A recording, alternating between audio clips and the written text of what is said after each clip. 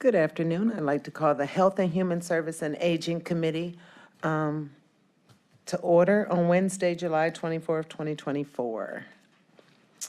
Madam Clerk, if we can have a roll call, please. As a reminder to all in attendance, this meeting is being recorded and live streamed on the county's YouTube page. Calling the roll, Ms. Conwell, Present. Mr. Sweeney, Present. Ms. Stevens, Present. Ms. Turner. Ms. Turner is absent. Mr. Miller, Present. you have a quorum. All right, I'll make a motion to excuse Councilwoman Turner. Can I have a second? Second.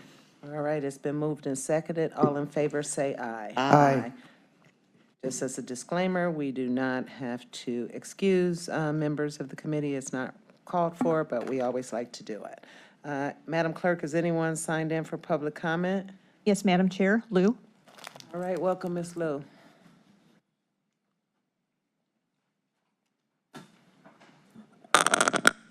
Good afternoon, everybody. Good afternoon.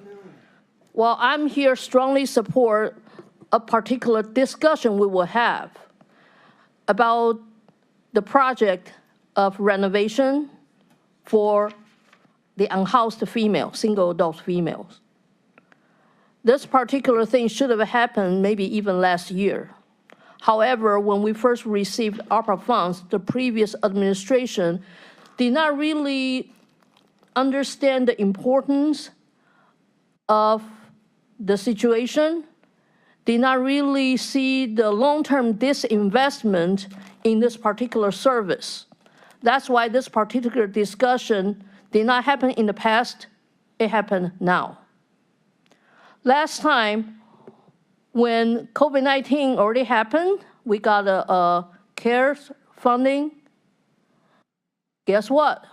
When the federal dollars ran out to sign contracts with the hotel to separate the populations, guess what happened?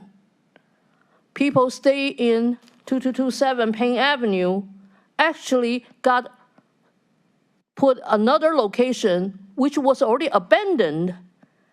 No maintenance, no repairing for a long time. So when these people went there, the condition of the building was so bad, they could see rats, roaches running. The staff trying to help the people staying there also had to suffer.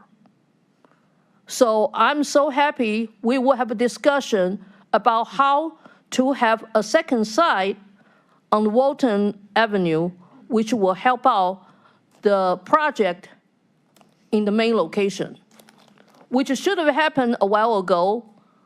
Of course, with current economies, the inflation, parts and labors, everything has been already way higher than last decade.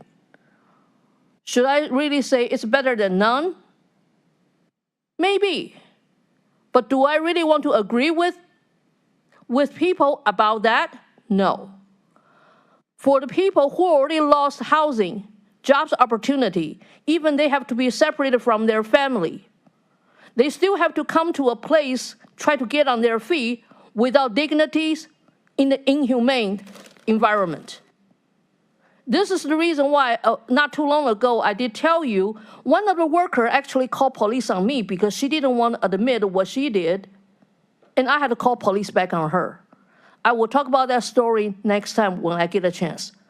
But I'm so glad we finally can make this discussion happening, and I wish we can have even higher funding than what is assumed to be. Thank you.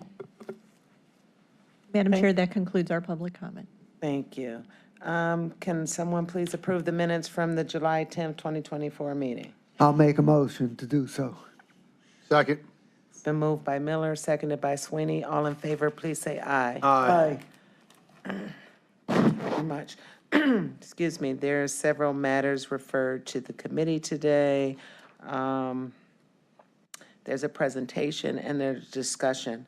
Out of my purview, I would like to move up, since we have a community partner here, unless they want to stay to listen to all of our stuff, to give them an opportunity that they could come up today and early before everything gets started and present.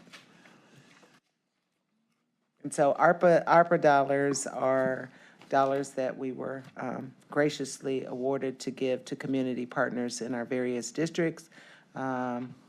District 7 dollars tried to really look toward county initiatives that we already had going. And so for me, I have always had those dollars, those representatives that receive those dollars to come up and present to the community what was done with them and where we are and what is the status. So welcome, Mr. Custard.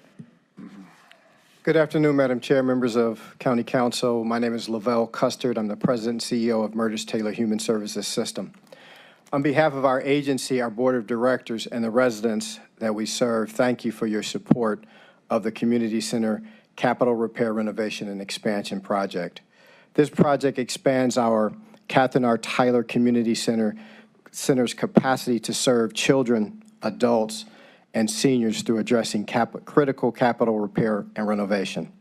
It includes the repair and renovation of the facility's major systems and client service areas needed to continue serving the community and to expand capacity. The project includes repairs and renovations to the building's window systems, parking lot, HVAC system, elevator, child safety banister system, security system, community center, Child and Family Center, Family Pavilion, and Behavioral Health Treatment Center. The project is underway and scheduled to be completed in December of this year. As originally proposed, the project was budgeted at $892,520. The County Council graciously funded the project at $700,000, requiring a reduction in scope to compensate for the $195,520 difference. The project experienced significant increased costs due to inflation, which required us to further reduce the scope to some aspects of the project in order to ensure that the most critical aspects of the project are completed. The inflationary increases in the costs of the elevator installation, parking lot, and HVAC system required that we reduce the scope of renovations to the community kitchen, community center, and behavioral health center.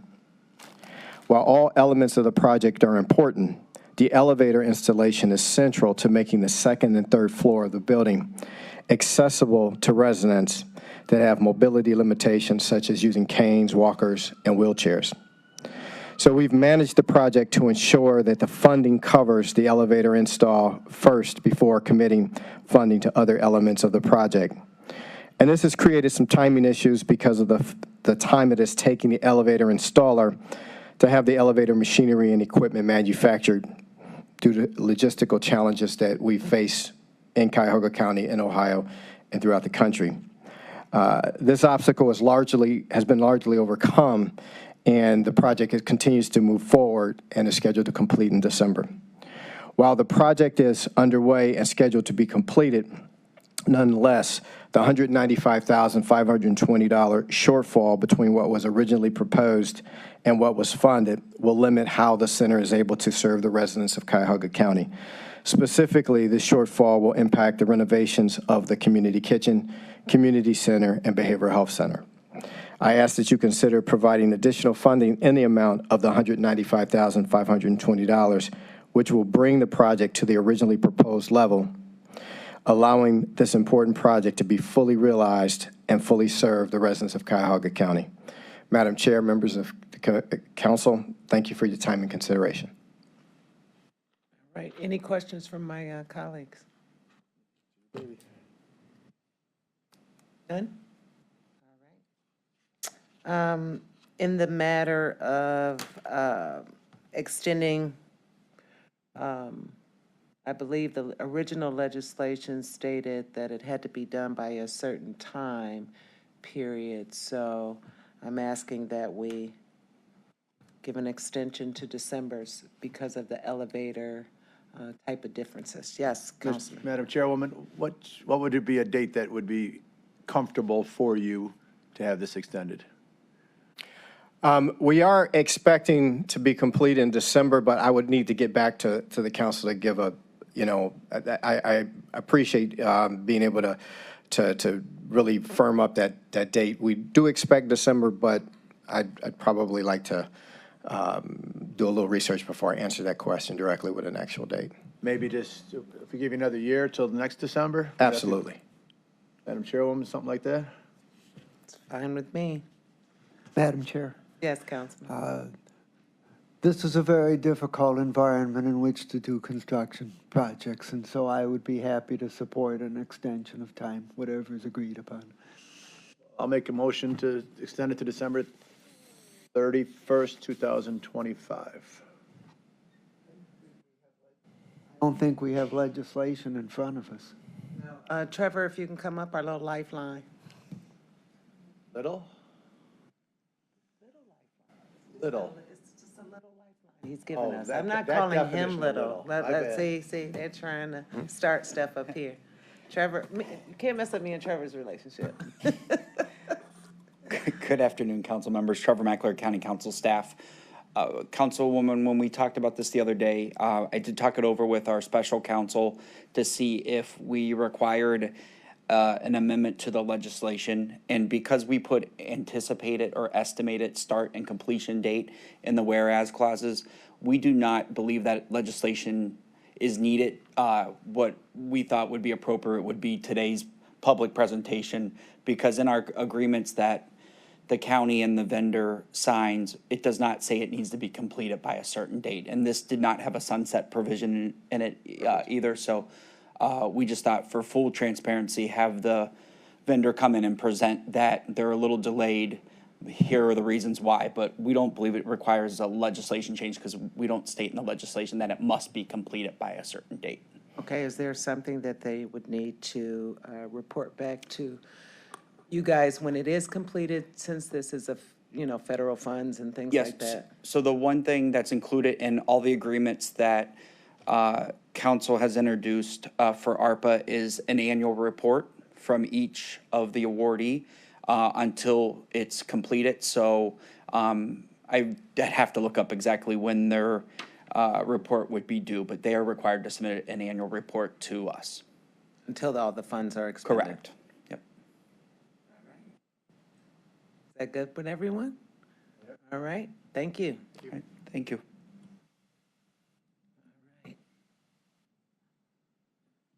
So, Madam Clerk, if we could go back to the top of the agenda, unless there's someone else that needed something moved up quickly. Please read the first item into the record, please. Resolution 2024-0268, awarding a total sum not to exceed $6,100 to Motivated and Empowered Incorporated for the Take the Limits Off project from the District 9 ARPA Community Grant Fund. Who do we have presenting today?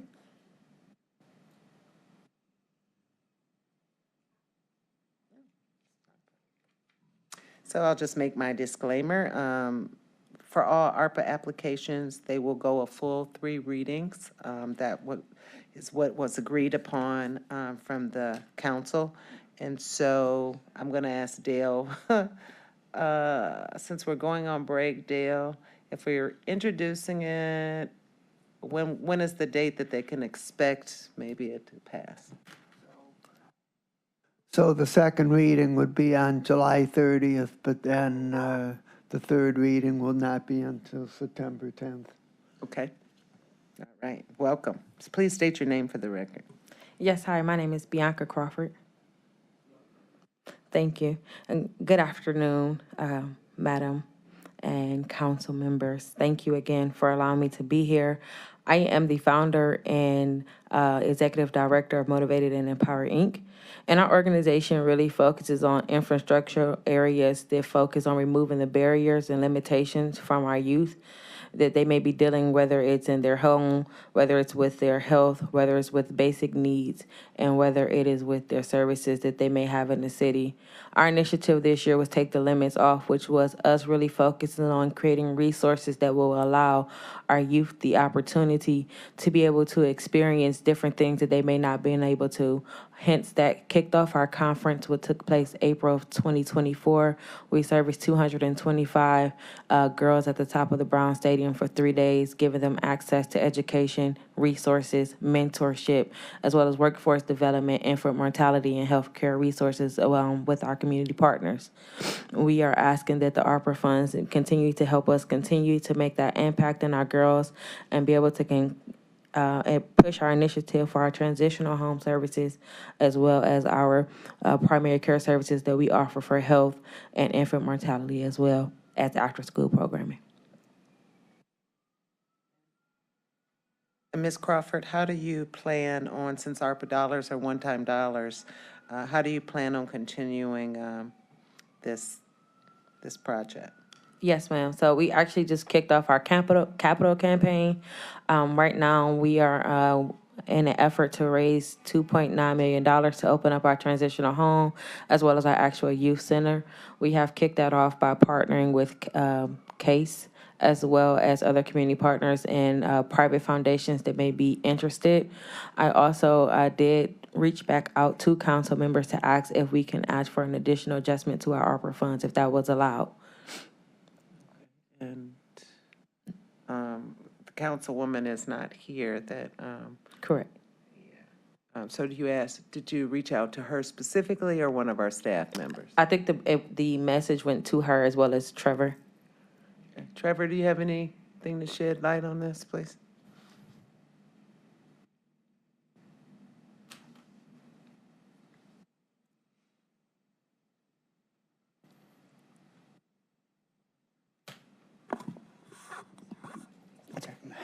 Madam Chair, Trevor Meckler, County Council staff. Yes, that request did go to the sponsor, Councilwoman Turner. She is still reviewing her current balance and hasn't made a final determination on next steps. Okay, so it was a request specifically for Councilwoman Turner. Correct. That's the way that I took the email. All right. Anyone here would like to ask Ms. Crawford questions? Councilman Miller? Sweeney? I'm looking right Gail at and you. I look a lot alike. No. Thank you, Madam Chairwoman. Hello, Ms. Crawford, how are you? I'm good. How are you? I'm okay. $6,100, Yes. you like round numbers? Well, when Councilwoman Turner came to our conference, that was the number at the time that we were trying to raise for that day. And she just met that need. She hadn't seen our full scope of work yet, and then she did not see the full scope until after we had our conference. Thank you. I'll just make it 3,900, make it 10, because I like round numbers. Thank It's not you. much, it's a little bit. Thank you. I appreciate that. So you would like to amend the legislation, Just to make it 10 total. okay, with the 6, I got Got a you. little bit left, so I'll give it to you, all right? I appreciate that. All right, so this will take some amendment now. Trevor, come on back up.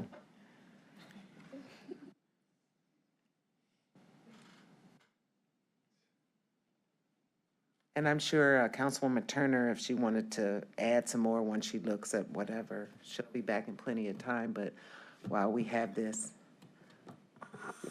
Madam Chair, Trevor Meckler, again, County Council staff. Yes, we heard what Councilman Sweeney plans on doing. If it's okay with the committee, if we can do it at the July 30th, so give enough time to put together the proposed substitute and have you guys consider that at the under second reading. All right. All right, anything else you'd like to share, Ms. Crawford? No, I just appreciate you guys and thank you first. Well, thank you for what you do for the community and for the children. Thank you. You're welcome. So we pass this out normally, gotcha.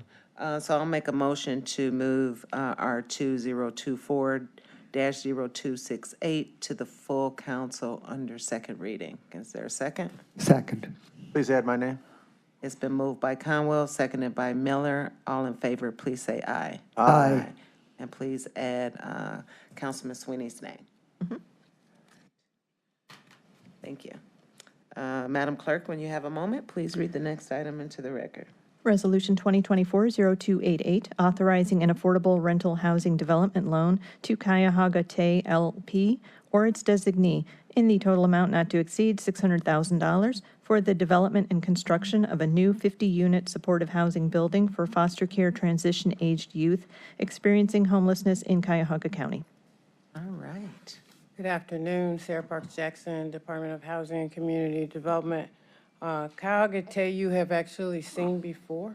We have provided funding to this project in the past, and CHN Housing came to us because they are serving as a developer for this supportive housing project, and indicated that due to increased construction cost, that they were experiencing a gap in their financing, and could we help?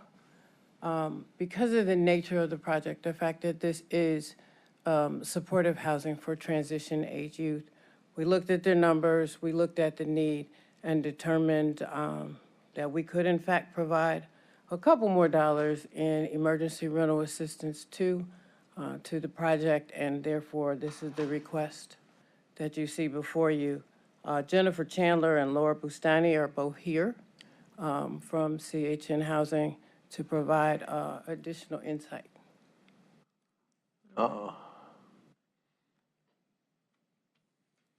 And what were their names again, Jennifer? Jennifer Chandler, Chandler, and Laura Bustani. I pronounced it right there. Bustamante. Bustani, Boustani. Put your name on the record. All right, welcome, ladies. Please state your names for the record. My name is Laura Bustani. I'm Jennifer Chandler. All right. So may I ask, when is the project? I think I've seen it in District 7 being built. Give us a location of where it's being built. Sure. The project is between East 45th and East 47th Street, and then Superior and St. Clair. Okay, and so when is the completion date? We are projected to be complete in mid-September, and we'll start leasing up the building in October of this year. Be placed in service completely by the end of the year. Yep. Okay, and so these are, of course, affordable units. What is the age group that will live in these units? These units are for young adults experiencing homelessness, age 18 to 24. We have 12 two-bedroom units and 38 one-bedroom units. And the residents will come from Continuum of Care. Okay.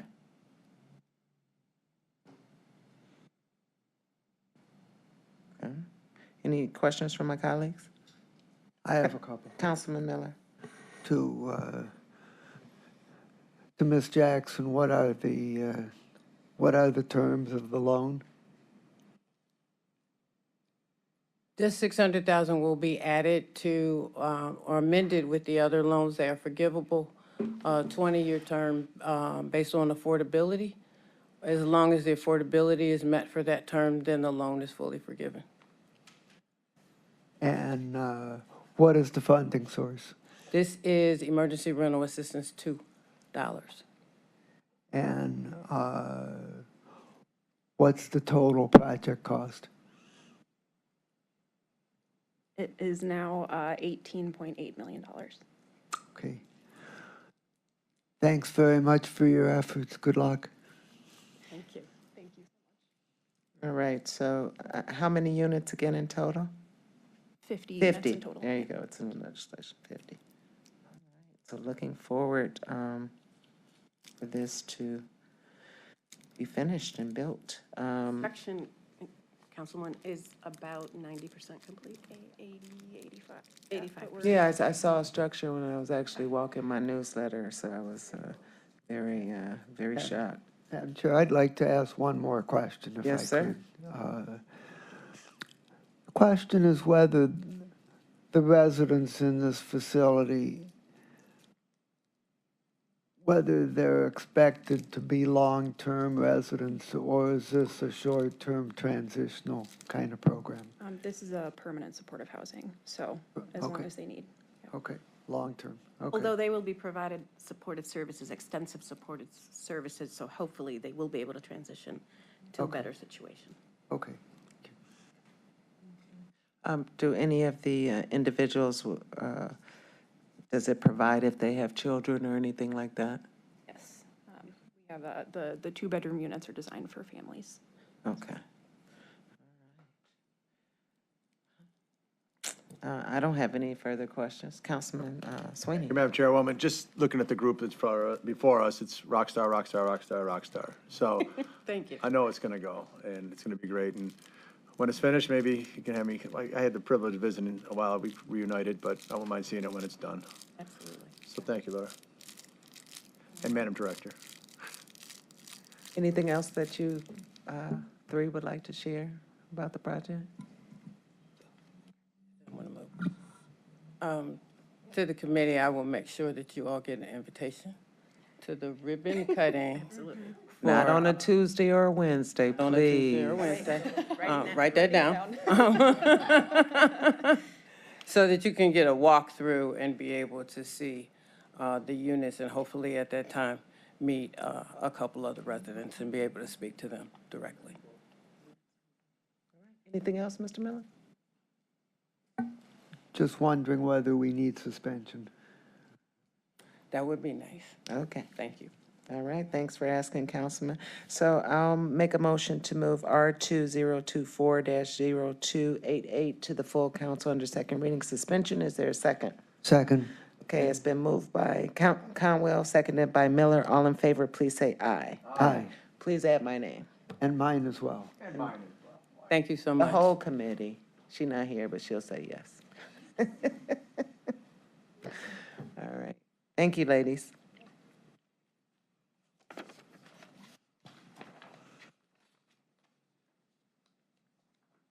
Okay, let me see where we're at here.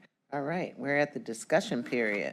So if, first, I don't know, do you read, we don't usually read the discussion into the record, or do you? We can do it either way, if you prefer. Okay, read the discussion item A into the record, please. First item is a contract with Emerald Development and Economic Network Incorporated in the amount not to exceed $875,000 for repairs, rehabilitation, and renovation of Norma Herr Women's Shelter temporary location at 2710 Walton Avenue, Cleveland, effective upon signature of all parties. All right, thank you. Good afternoon, David Merriman here on behalf of the Department of Health and Human Services. In a second, I'll be joined by Melissa Sirak, the Director of Homeless Services, as well as the Eden team. The item that we're presenting today is a contract with Eden that will enable them to do a significant renovation of a property that is essential for our overall renovation of the Norma Herr site. I've asked and confirmed that Sierra Parks Jackson is able to stay for this discussion as she is the funder. And has been a critical partner of ours, and we're greatly appreciative of her support. I'm also happy that Eden has presented this proposal and done this work. They've carried the project for some time with the purchase of the facility and are now doing the renovation despite not having all of the capital to do so. So I know Elaine Gimmel is here personally as well. So what I'd like to do is I'm going to turn it over to Melissa. I'm going to stick around because we have a second item for discussion. Good afternoon, Council. Melissa Sirak, Director of the Office of Homeless Services. Thank you for hearing this discussion today. This is a grant agreement submitted by the Office of Homeless Services for funds from the Office of the Director of Health and Human Services. This agreement will allow Emerald Development and Economic Network, Inc. to rehabilitate, repair, and renovate the site located at 2710 Walton Avenue for use as a swing site shelter during the construction of Norma Herr 1. Eden owns the Norma Herr Women's Shelter and received ARPA funding to rehab the facility, which requires the relocation of shelter guests during this process. The relocation is scheduled to take place in early September, and as Director Merriman mentioned, we do have them here today to give you a full presentation, and I just want to say that this project is extremely critical to our continuum. It's been a long time coming, as you all are aware, and aligns perfectly with our strategic action plan for homeless continuum of care in creating a more dignified and humane shelter space and environment. So with that, I would ask the Eden team to join me, Elaine Gimmel and Richard Carr.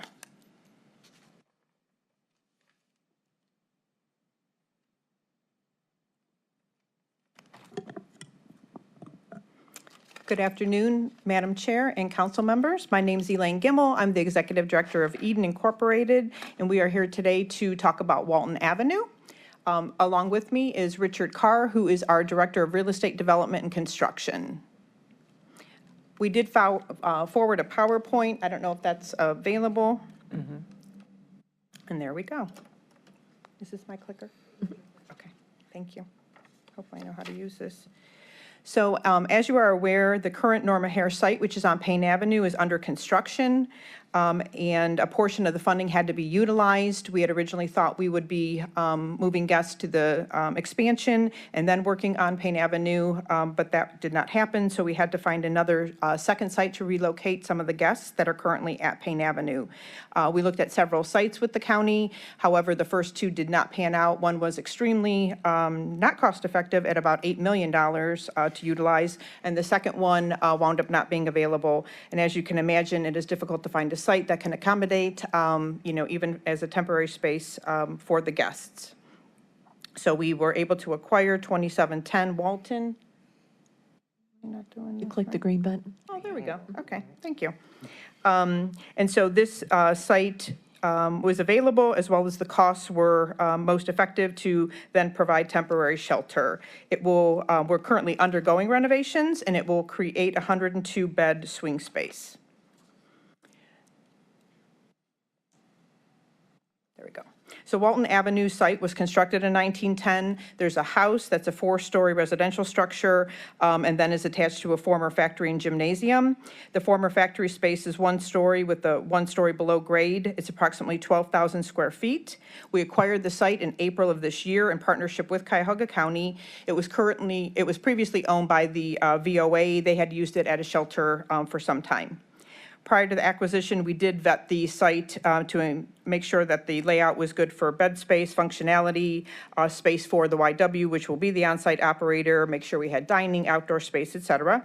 Again, the new space will be 102 beds. We will have bunk beds at this space, not at the new location once that's completely renovated. The beds will be on the lower level as well as the first floor.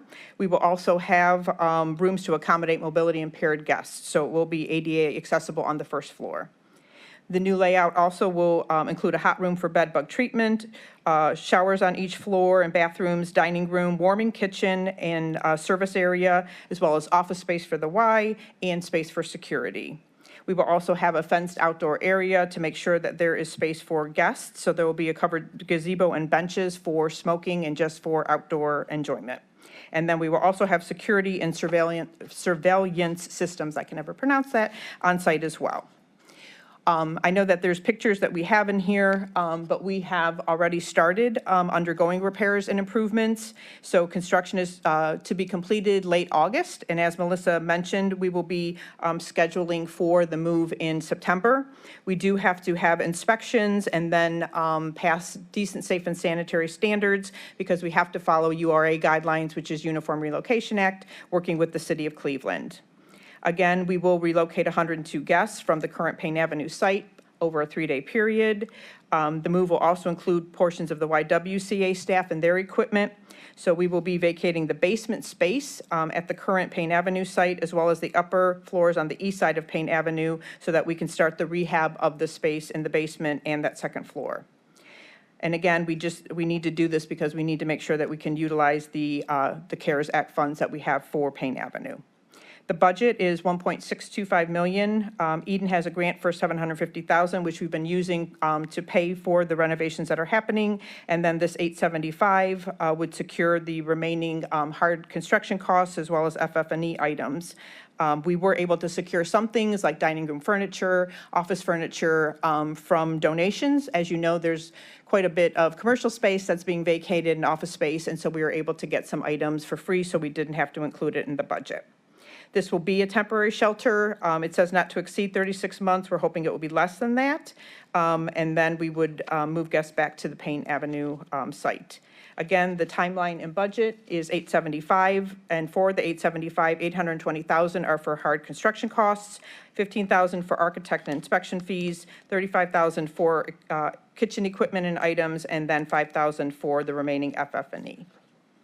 And we have also been working with the Eden, YWCA, and Office of Homeless Services. We have meetings ongoing to talk about the transition, again, talking about the move details, prioritization of who will go to the site, the staffing needs at Walton, food service, programs, and then the different items that are needed and who would be providing that, whether it's Eden or the YW.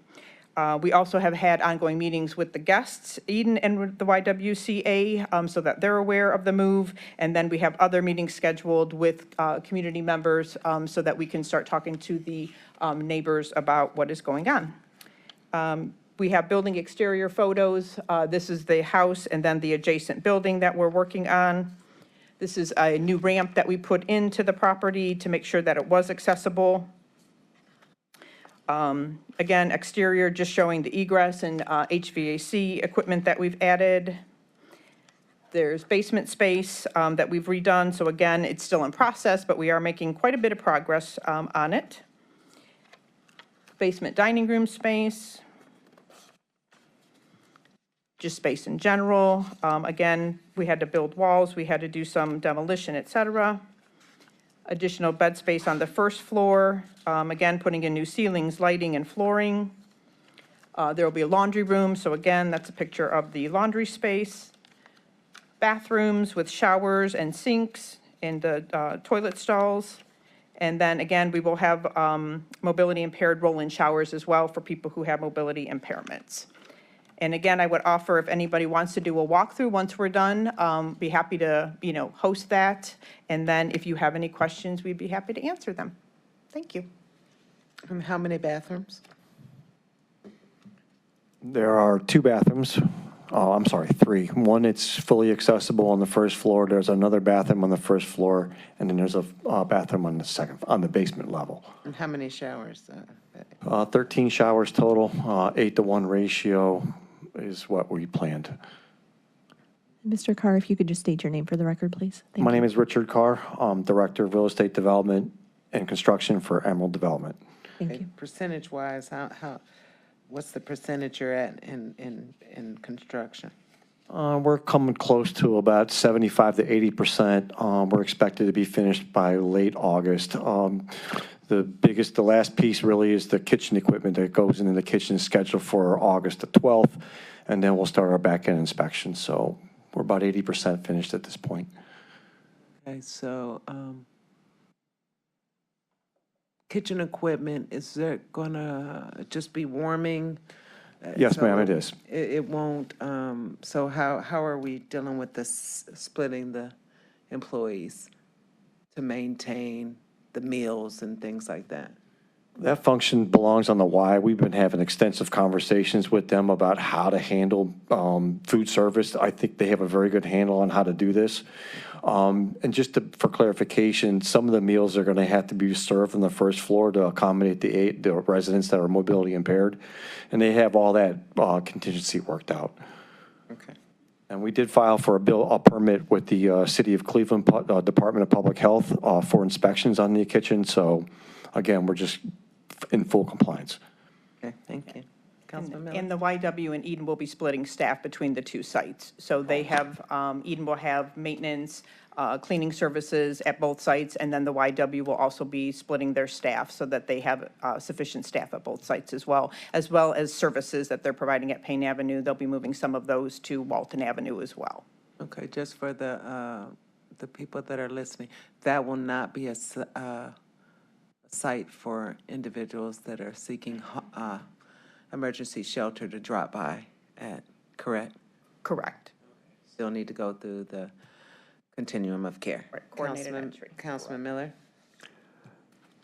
So, to Ms. Gimmel, what is going to happen to this facility after the 3 years or whatever length of time it is done?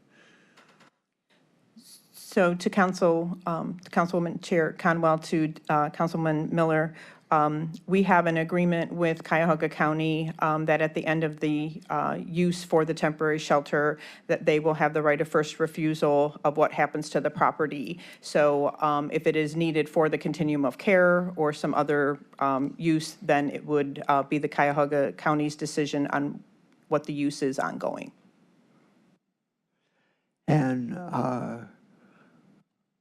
could you explain about the hot room for bed bug treatment? How does that work?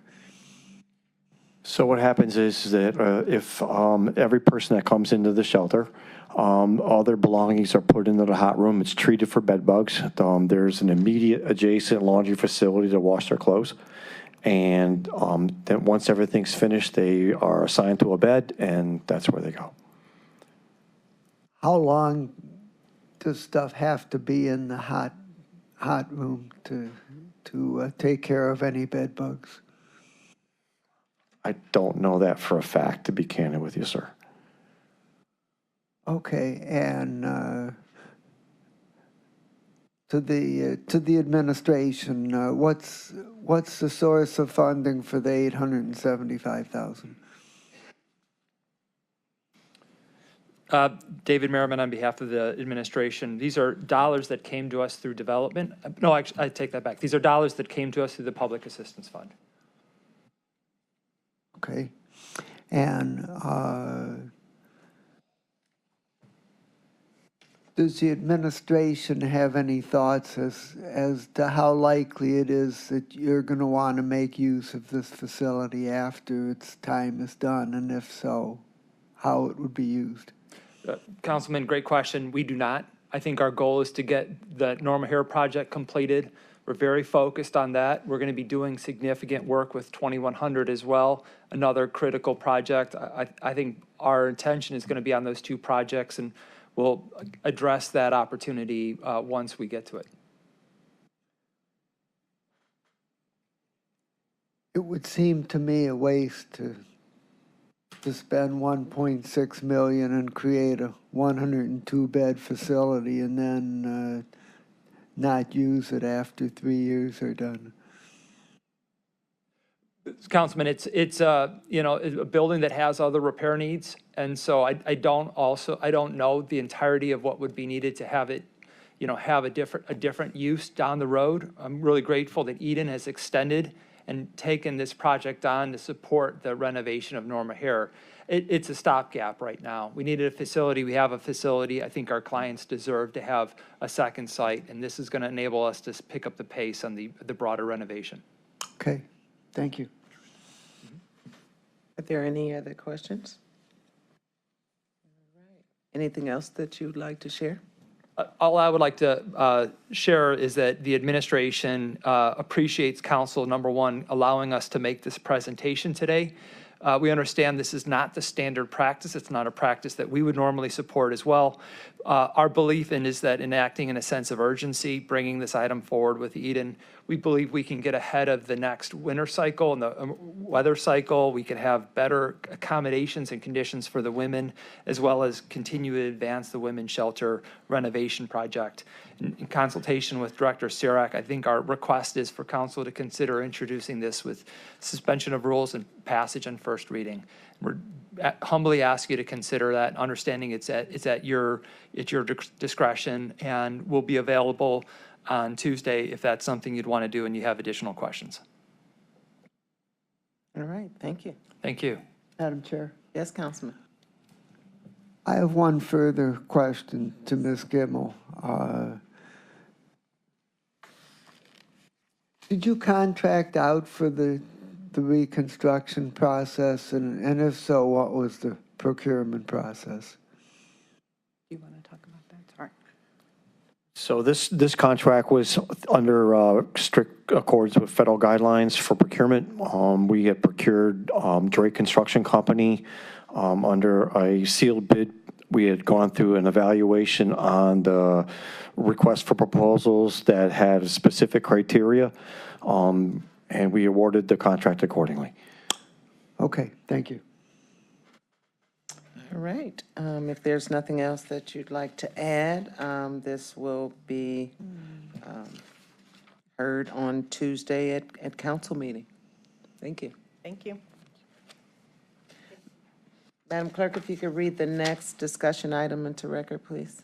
An amendment to a master contract with various providers for the Community Social Services Program for the period January 1st, 2024 through December 31st, 2025, to add vendors effective May 6th, 2024, and for additional funds in the amount not to exceed $2,923,154. David Merriman here on behalf of the department. I'm joined today by Chris Murray, the Assistant Director, who is tracking this issue, as well as Aaron Carlson from the department, the Division of Contract Administration and Performance, who's here on behalf of Marcos Cortez, but most importantly, Natasha Petricola, who is here on behalf of the Division of Senior and Adult Services. In a second, I will ask Natasha to come up to provide detail on the services. I want to take a minute and just review the reasons that we're here and what it is that we're proposing. The Community Social Service program is a vital program for the continuum that is offered by the Division of Senior and Adult Services, providing a series of services through partners around Cuyahoga County. Many of them are nonprofits, many of them are cities. DSAS received some additional funds, had a very lengthy process to allocate and disperse those funds. Also utilized that opportunity to fund organizations that weren't able to be funded in the prior procurement due to a variety of reasons. Some unfortunately did not get proposals in time, or there were delays. And so this proposal before you today would be to allocate additional state dollars and also provide some new services in the community that weren't currently being provided. We are also asking to have this considered today as a presentation and hopefully also consideration to have it approved next week. And the reason we're asking that is these are services that are provided to seniors. We understand right now the relationships that these agencies have with seniors in the middle of summer when it's very hot they can be critical. It's critical that we maintain our relationships with seniors, and we do that through this network. And I also just want to recognize and take accountability for this process took longer than we would have liked. There are 33 entities that are being presented here. Many of those are subcontracting significantly, so there are many partners within the partnership. As a result, there were delays in getting documents back, and I think Marcos and his team moved as quickly as they could and brought the item forward. But we're committed to fixing this, making sure this doesn't happen. We don't want this to be a practice. It's the nature of the services that have us coming today to present this request. And it's not that we're thinking about how do we not have this happen next year. We're thinking about how do we not have it this year. We know the end of the council legislative calendar is November. And so we are committed to making sure that we're not asking for something like this at the end of the year as well. And so I'm sharing that and taking accountability for it, but at the same time, I think it's an important enough service that we should be engaging council, making this presentation, and talking through the needs. What I'd like to do is I'm going to ask Natasha to come up and see what else she'd like to share about the services and the partnership. Good afternoon, Councilwoman Conwell, Chair, and other council members. Natasha Petricola, Director of the Division of Senior and Adult Services. As Director Merriman stated, we received Healthy Aging Grant dollars from the state. Those dollars were allocated. We learned of them in October of 2023. We received them in February of 2024. The time frame that they must be spent is by September 30th. Of this year. So we were aware that there are CSSP providers that will run out of money. Traditionally, these are vendors who do run out of money from the dollars that are contracted. We also were fortunate enough to have our budget in the amount of $783,276 restored in December of 2023.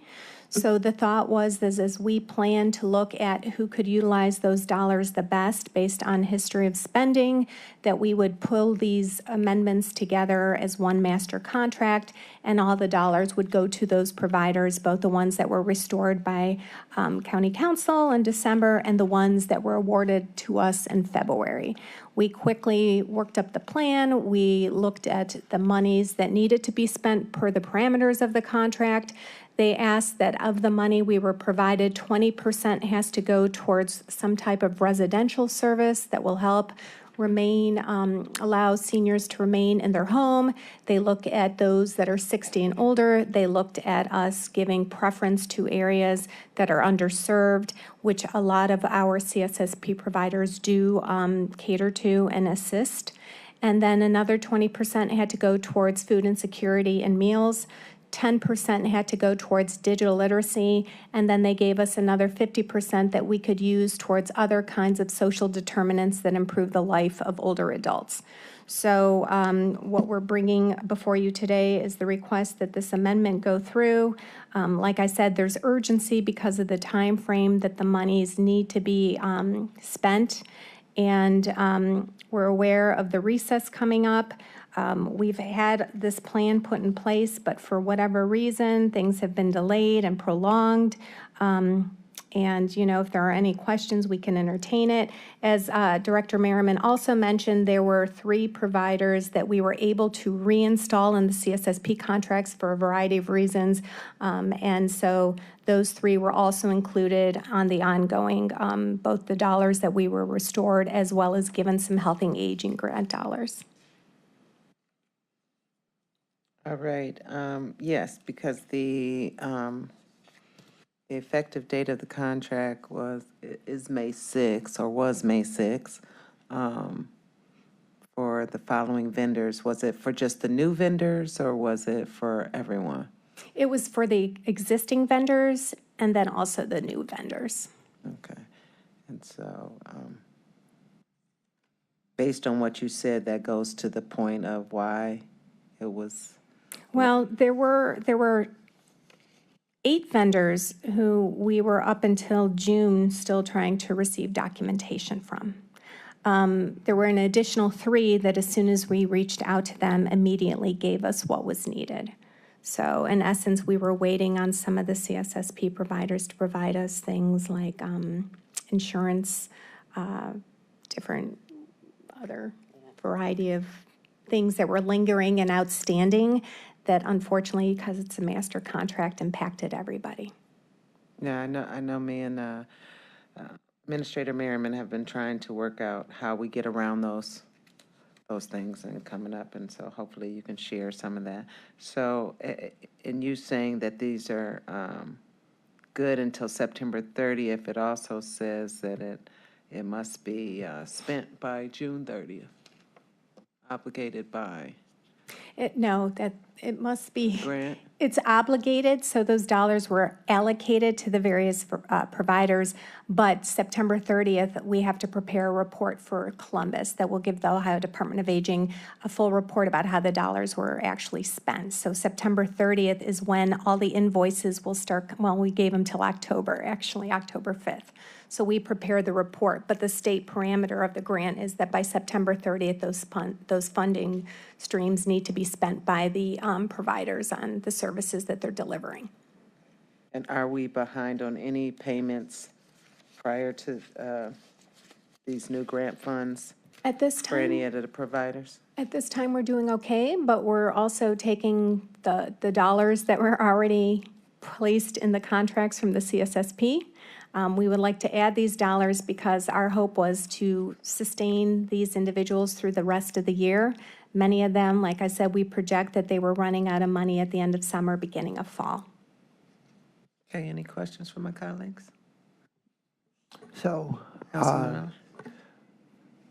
so Madam Chair, to the directors, this is a lot of agencies to deal with, and the image that comes to my mind is one of herding cats, and I can see how there could be delays in trying to manage this many agencies when you need different kind of documents from each of them. And so I understand what you're trying to do, and I'm willing to vote to move this forward next Tuesday. And I would like to have my name added if I could, please. Thank you. Okay, David, what are the steps that you have to take on your end, or the contract department has to take on their end, before we send them out to for the paperwork to the community partners? So on our end, I think the process to do the allocation is complicated to begin with. I think as Natasha and her team looked at these resources, they're great resources. I want to acknowledge the state of Ohio has made an investment in senior services and is sort of turning these dollars over to Natasha to do a local allocation. I think that's the right structure. But then Natasha and her team have to look at our providers and say, well, who will need how much money? Because I think they want to be responsive. They don't want to just cut out a check and everybody gets the same amount. They need to tie allocations to where need is, and you sometimes have to see how providers are spending their dollars. So I would say that, to make the right decision, you need time, you need to be analyzing budgets, and I think they took the time, they came back with very good recommendations, and then ultimately, once we make that decision, we have to reach out to every single organization that's listed on the master service agreement and have them sign the documents. They have to come back with all the correct attachments, including insurance. That's one of the most complicated ones. But then there are other affidavits and other items that are required. I'm going to call up Aaron Carlson in a second because he's with DCAP and he is part of that process about collecting information. But the only other thing I'd like to just add to this, we do have to wait for the providers by policy for all the documents to come in. Now, on occasion, our staff have submitted the requests when every document is not in, or if in fact we think there are some errors in it. And that's not something we do lightly. We do feel in this case there was a sense of urgency. So we did move the item forward without every document, I think, necessarily being submitted. And I just want to thank the clerk of council for allowing us to sort of process this. Before Aaron comes up, I want to say one last thing, which is our team is actually beginning to pilot a new portal. I'll let Aaron speak to how right now the information is shared, and my understanding is it's generally sent out by email to our point of contact. They finish the work, they send it back to our person who then uploads it in a data system. Increasingly, we're looking to develop a portal that our providers can just sign on to, they can see what they owe us, and then they can upload it. So we're going to try to work on making some improvements. We're piloting some of these approaches, and we're really committed beyond this instance, but really all instances. How do we improve our requests for documentation, our expectation that they're returned, and just can we make it easier on our providers? Aaron, anything else you'd like to add? And please introduce yourself as you come forward. Hi, I'm Aaron Carlson. I work at Department of Contracts Administration and Performance and was in charge of the document collection for Community Social Services program. We knew that this amendment was coming, and we actually started collecting documents back in about February under the statement that we were just collecting for quality improvement. We noticed that your certificate of insurance was expired, so please provide a new one, knowing that we were going to use this for the amendment. But it still took all the way up till the end of June, with that in mind, to still collect these documents from the vendors.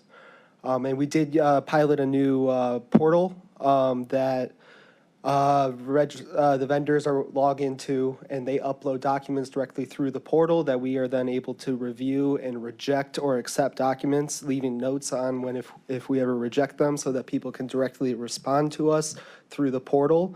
It offers, and the pilot went pretty well. We collected a lot of documents through it. The communication was open and free between our contract analysts and the vendors who are turning in documents. And then one more element that caused a slight delay was that because we had to add 3 new vendors to the master agreement who were not originally part of the original contract, we had to complete an alternative procurement to add 3 vendors and add the Healthy Aging Grant funding directly to the CSSP master agreement through Amendment 1. And we had to wait to complete that process until we had accurate and final funding amounts on how funding was going to be allocated specifically between those 3 vendors and then the overall other 30 vendors on the master agreement. And then we were unable to start the actual contract development until that alternative procurement was approved, and which happened on May 6th. And then we immediately started the contract. And that is why May 6th is the start date, because that is the start of when we were able to use the Healthy Aging Grant funding for the master agreement. And we all have limited time to use that funding up until September 30th, giving us the term of May 6th, 2024 through September 30th, 2024, specifically for the HAG funding, Healthy Aging Grant funding on this master agreement. Okay, so this healthy aging grant, that's additional dollars than what we put in ourselves for our HHS levy. Correct, fund, yeah. so. These were the dollars from the Ohio Department of Aging. They're one-time infusions of cash that they provided all 88 counties for specifically senior-driven programs. Okay, and what are some of the issues that our community partners state that held them up primarily for getting their paperwork back? That I'm not necessarily sure of unless Daphne. It was mostly the certificate of insurance, especially the cyber and sexual abuse and molestation coverages are hard to obtain. And the market is rather limited, and the providers, and I spoke to a few providers for insurance, that they were just struggling to get them. People were getting denied. They had to go to multiple providers to try to obtain coverages and whatnot. And we also had a slight difficulty with the workers' compensation and certificates tend to expire at the end of June 30. Which was right around the time when we were actually releasing the contract. So that caused a little bit of a struggle at the end when we had compliance certificates up until a date and when we're trying to actually release the contract. So we had to scramble and get compliance certificates last minute because they were expiring by the time purchasing would have reviewed our master agreement submission. But you said in February, we still you guys started to notify them of what they would need, right? Yes, but it was not under the context of we have a future amendment coming. We have just noticed that, hey, your certificate is expiring in April. Please provide a new one. This is an attempt to remain compliant throughout the term of the contract. So that adding the new vendors really kind of upset the apple cart a little bit. Yeah. And let me just ask, this is the contract where you actually do the internal conversation with all the vendors where they, yeah. And You we've didn't have met- to do that for this process, did you? We did. We met with them several times to give them the parameters of the spending, the expectations of what they can bill for, how the invoices should look. Daphne created a spreadsheet, and we also created a template for them to use where they can plug in, say, for example, how many meals they provided to how many unduplicated clients. Then in turn, we take that, and we had 2 reports so far due. We'll have an end one due at the end of the year to talk about exactly how all of those dollars were spent by the providers and the vendors that we used. Any other questions from my colleagues? Seeing none, hearing none, anything else that you guys would like to, we will take this under advisement and let you know on Tuesday. Of course, I would ask that you be available in case there's other questions from some of our colleagues that are not on this committee. So first, I want to acknowledge that I understand that Director Petrocola is going to be out that time, so I will be representing the department at that presentation. To be honest, I'm flying back early from an out-of-state site visit to be there. I will be there. We will present. We'll answer any questions. I also, again, I want to thank you for even hearing this presentation.